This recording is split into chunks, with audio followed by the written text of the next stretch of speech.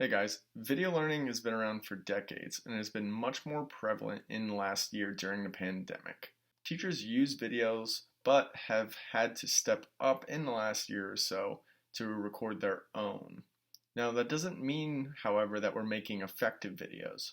We might be, as Dr. David Merrill puts it, just adding to the information dumping ground. Now for this video, we're going to cover the basic framework for effective education and also some of the principles for video or online instruction and design. So how can we be effective? Well, let's follow the instructional template created by Gagne. We should first gain attention and get students interested in perhaps even recalling the past information with this. We can do so in many different ways, one being a bell ringer. The next step is to state our objectives or your agenda or your essential questions, whatever you want to call it, and that's going to allow the students to better conceptualize what's going to be learned and even set a target. What are we aiming at and what should our focus be for this? We should then, if possible, facilitate recall, but maybe this could be done in the bell ringer, and that's something to be noted that with a lot of these steps from Gagne, some of it can be overlapped and you don't always have to hit the 9 steps that he has listed every time. Just something to consider.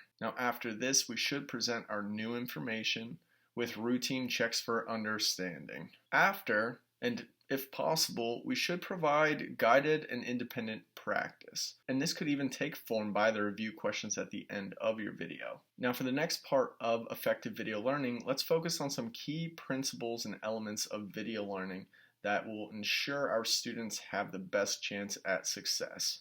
First, we should be keeping our videos between 5 to 10 minutes long, but the research indicates that probably 6 minutes or less is best for us. And what this does is avoid cognitive overload. Now when we do this, it doesn't mean your kid only has to watch an instructional video for 6 minutes, but perhaps might have to watch 2 or 3 of these videos. And what that does is break up your lesson into 2 or 3 chunks. This ensures effectiveness and makes sure that students aren't overloaded cognitively. Next, we should and need to use embedded questions throughout our video. For example, we could use software such as Edpuzzle, and it forces students to be engaged and also allows us to add questions and checks for understanding, and this can be done throughout the video's duration. An example of this is a bell ringer, a check for understanding halfway through, even a review question at the end, or even questions for them to think about that could be provocative. Other elements to consider and include is planning and making a script for your video, and even using a teleprompter app,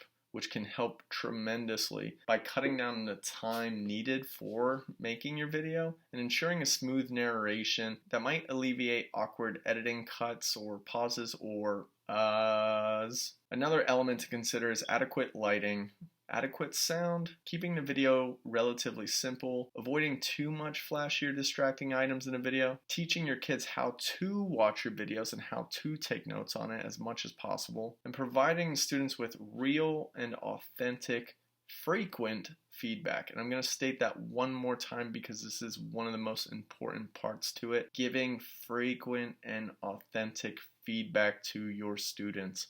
Like say when they answer some of the embedded questions for your video, get back to them. Now I hope this video was helpful to you, and remember to consider proper teaching framework from Gagne and also some of the principles and elements for effectiveness that we mentioned today. Thanks for watching, guys. Bye.